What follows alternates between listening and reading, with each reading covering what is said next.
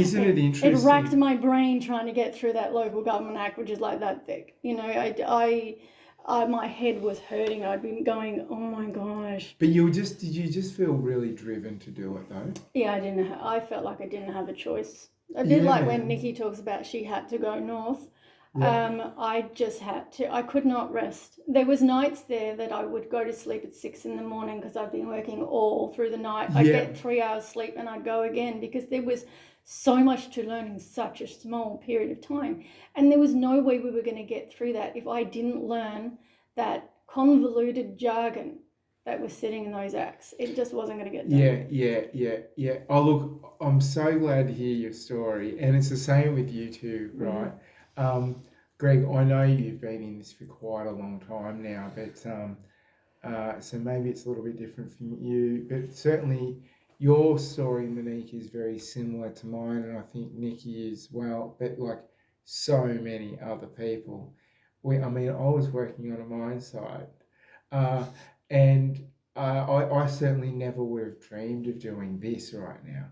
So that's one of the things that really fascinates me. And again, another reason why I want to do this show, because I can meet all these other people that have really just stood up and stood together.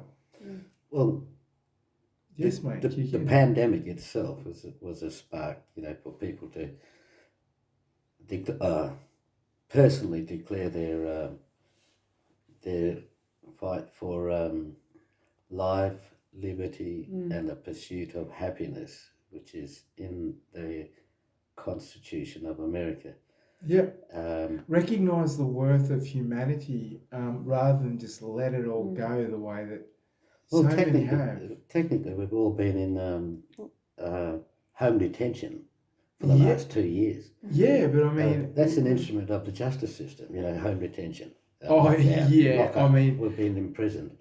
Well, we've talked about Biderman's...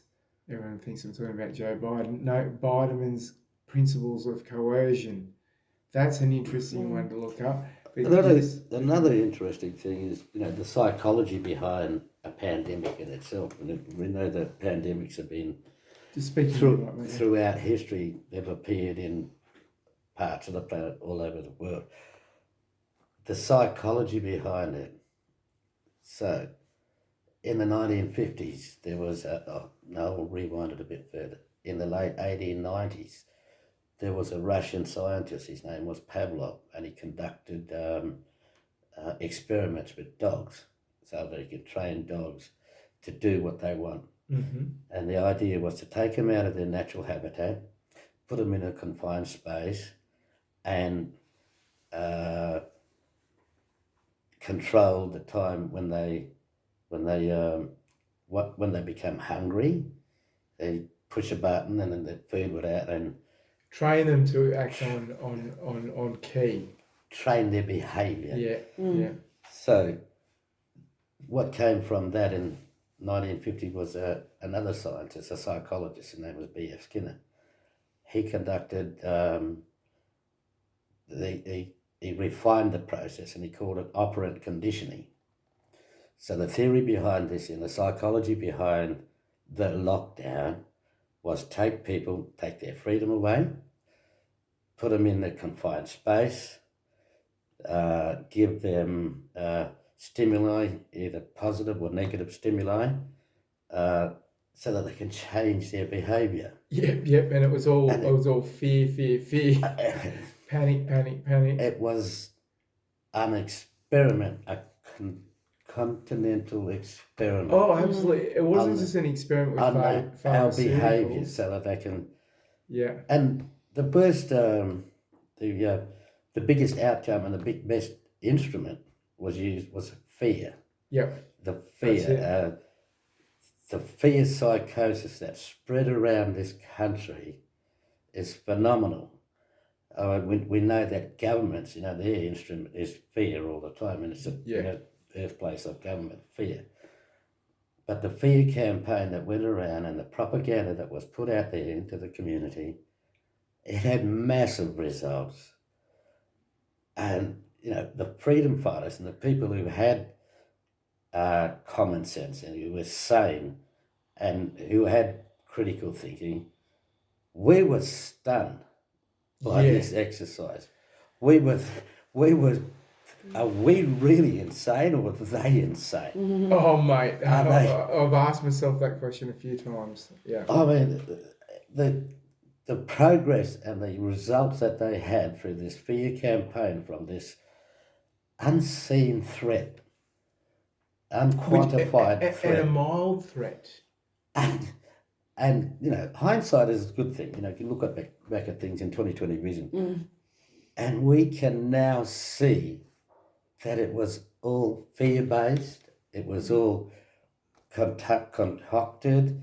It was planted in everybody's minds. It changed their behaviour. So the results were staggering. We had people that was so... Can you just imagine the people who are really on top, whoever they may be, and I'm not going to start all these conspiracy theory kind of things. I shouldn't use that term. I should say they are conspiracies. They're not theories. We know for a fact that it all exists. But let's just imagine those on top. They must be all just licking their lips right now. Punching the air. Punching the air because the majority of the people have been so compliant. They must be loving it. What do you reckon? I don't agree. No? Tell me. I don't agree either. Yeah. Tell me. Let's go. I actually think they're in a lot of fear, to be honest. Hey, absolutely. I think they're in so much fear because they rush things so much. When you take a step back and you have a look, first of all, everything that comes from them is fear, which means they sit in fear already. Secondly, everything that comes from that space is corrupted, therefore they sit in corruption already. And if you want to sit back and just watch, corruption only corrupts itself. So at some point, they're going to be an undoing of their own, really. Yeah, and I absolutely 100% agree with you on that point as well. I think the point that I was trying to make was from that position of the way everyone's just literally bent over and took it. And I mean, kind of like life, the pillars of life being changed before your very eyes, like making the business that you work for now a proxy of the government where they will manage you, make sure that you have the right certifications to participate in society. That aspect of it, I think, was disgusting. But in the way everyone went along with that, I think they must have been quite pleased. At the same time, I agree. I think they've overstepped the mark in a big way, and it's going to become very apparent. It already is very, very apparent. And I think my Jab Injured series that I've been doing on this very channel is showing that. But they are going to really, really, really feel the kickback soon, I reckon. Either that or the rest of us are going to realise how entrapped we already actually are. Oh, I think we've tipped the scale. Well, I totally agree. Yeah. And I wish to raise the question. Let's chat about it, guys. Is that is the fact that we have a view that here in Australia that there was a lot of compliance, but if we look at a world view, I don't think there was as much compliance across the world. The westernized systems, yes. But there's not all westernized systems out there. And somebody actually made a comment on another, my mum was telling me about it, where a guy was, and I can't remember where he came from now, but he was saying that there was actually a study done and they actually feel that 71% of the people went across the world chose not to be vaccinated. Is that so? Yeah, so that's why I'm saying we are only seeing what happened here in Australia, and that's not across the world. You know what? Look, I haven't got it on me, but in fact, someone's probably going to kick my ass for saying this. There is a big list of all of the countries who haven't signed on to the pandemic treaty, and it's a very significant list. And I mean, maybe that's testament to what you're saying, Monique. So see, for me, anybody that was hoping, if the view is that there were people who are trying to control the world, they haven't succeeded. Amen. Yeah. Yeah. And the other, the way that I see it is that let's even look at it what the vaccine was, if from a conspiracy point of view, was supposed to be, if that's what it is. Well, the body didn't agree. So it is what did I say? The body rejected the vaccine. The people, so basically it's been rejected and it's done. In my view, it's already done. There's too much that is synchronizingly happening from on a timeline level where I'm standing in the corporation, where Nikki and Greg are in the future aspect of what I'm doing. This would not be happening if it wasn't already done. The steps are in place because it's already done. So for me, that's where I come from. So you reckon we're on the path to freedom? Totally already there. Already there. Yeah. Fantastic. What do Agree. you say, Nikki? We're on the path to freedom. Agree. already? I really have been looking at this last few days just with my own personal circumstances and really my fight through the last 2 years. I think we've tipped the scale, to be honest. Yep. Totally. Yeah, we are the balance, and I know I've put every single day into this for the last 2 years. Greg's been at it 20 years. Monique's been at it a long time. It's always been in my vision that there would be a trigger that would wake the people up. And when this went down, I knew we were the balance. I was the balance. And I've had the realization over the last few days that we have tipped the scale. There is more good happening than bad. Yeah. Another view is Well, if the you have jury's still out, I think. Yeah, I'm kind of on Greg's side. Hang on, Greg, we'll talk about it in a sec. the view, look at it this way. Every day someone new joins the walk to freedom line. Yeah. Nobody's leaving it. Yeah, it's growing every day. Absolutely, I agree with that. Greg, I think it sounds like I haven't said what I think yet, but we might be on a similar mindset. Mate, what do you think about that? Well, Masculine the first. mechanism. Oh, of yeah, it- right. We're visionary. Yeah, right, mate. By the way, before we go on, the audience, please add your 5 cents worth. We've got a few more minutes left in the conversation, so Okay, I'll plant a seed then. please. Well, if we're going to review the last 2 years, and then go back even further into history where we can see this is history repeating itself, I'd like to recommend one of my favourite YouTube sites is Oh, a yes. historian. Please, I'm really interested in this guy. A historian called Timothy Snyder. He's Now, can you spell his- that out for everyone? It's Timothy, we got that bit. How do you spell Schneider so everyone can look him up? Okay, Timothy Snyder. Now, Timothy is a professor of history at Yale University and a number of other institutions. He's an honorary doctorate, but he's a historian. He's got a YouTube channel and Speaking to your mic, mate. Thank a you. YouTube channel, Yeah. and so he's got a number of lectures online, and he focuses on freedom and tyranny. So all our listeners out there in radio land, podcast land, Yeah. if you can get your biros out and take this guy's name down, he's a fantastic listening to. He does his lectures live, and he does do some 1.5 hour, 1 hour lectures, but some of them are really, 10 minutes. They're really informative. Informative and historical. He joins the dots and puts pictures, puts a jigsaw puzzle back together. So anyway, on the YouTube, he's got a film or video. So speaking to your mic, mate. It's called On Tyranny: 20 Lessons from the 20th Century.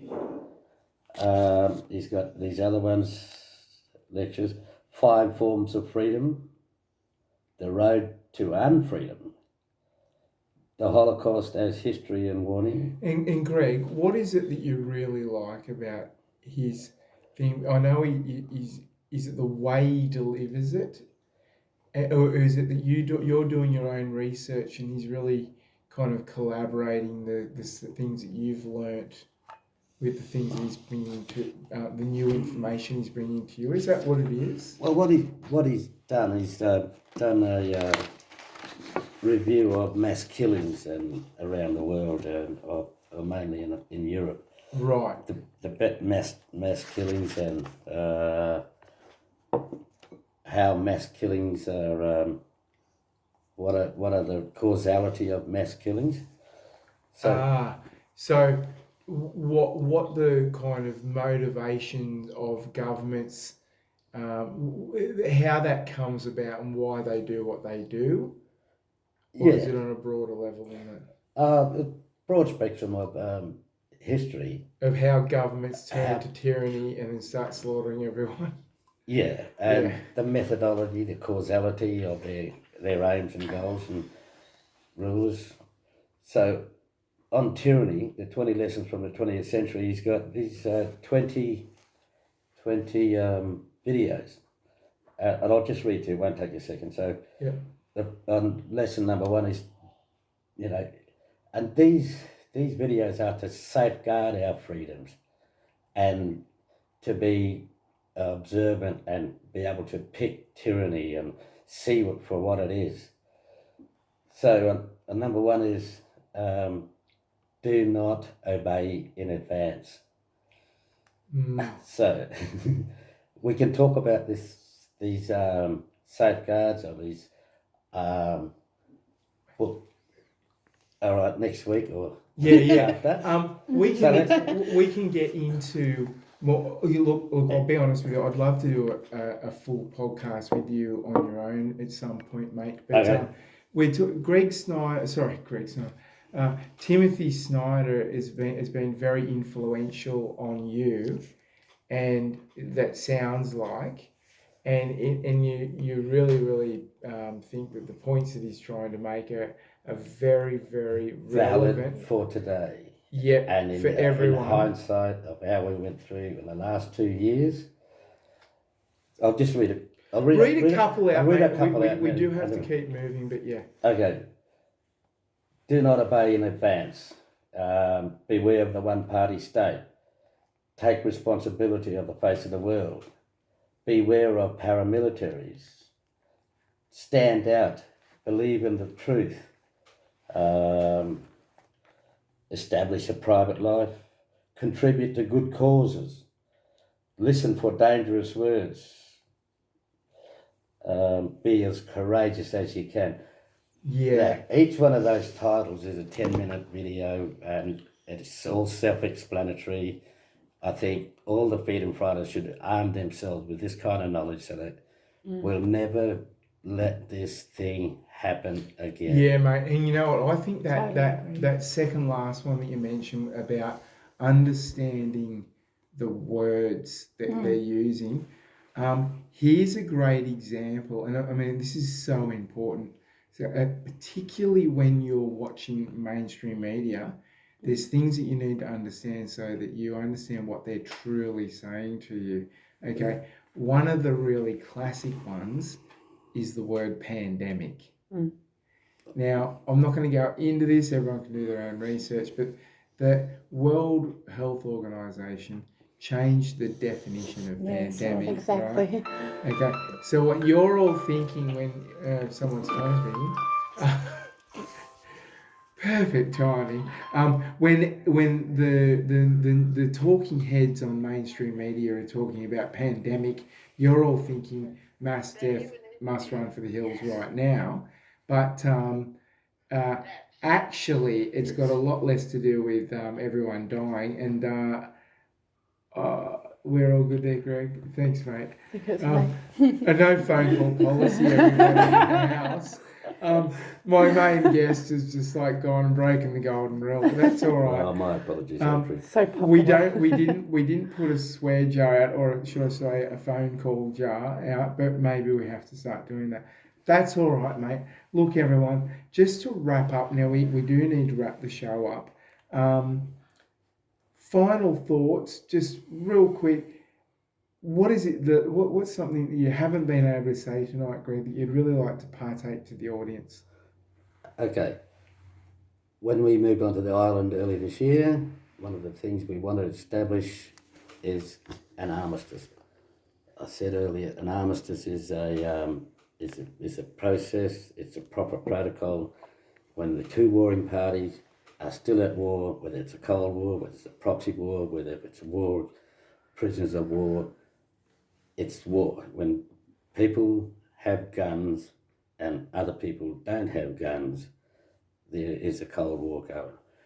So an armistice, we want to be able to register an armistice. We wanted the state government and the local government to come to the table, disarm, sit at the table, have a truthful discussion, look at the historical facts, and come to some sort of agreement, even if we agree to disagree. Yeah. But at least acknowledge each other's positions. Yeah, for sure. Yeah. But this gun violence has to stop. Yeah. We've had, in the last 2 years, a number of our people have died in custody. A number of our people have been sent away, kidnapped, put into dungeon and left to die. So we couldn't establish an armistice with the city of Perth, so we will now travel to Alice Springs to meet with other First Nations people, yeah. so that we can collectively get all the First Nations people to register their armistice relative to their GR position in the world, and as a collective we can invite the powers that be, the governments, to sign on to this document. Okay, mate. Really quickly, how can other people that are listening to this show find out more about your planned trip that you're talking about? Yeah. It's over to you, Nick. Yeah, Sure. please. Let's get into Sure it. thing. So we have a Facebook group called Pathway to Freedom. The 2 is the numeral 2. Yeah. WA. Pathway to Freedom Just speaking WA. Pathway to Freedom WA. You can find us on Facebook there and on Instagram. Beautiful.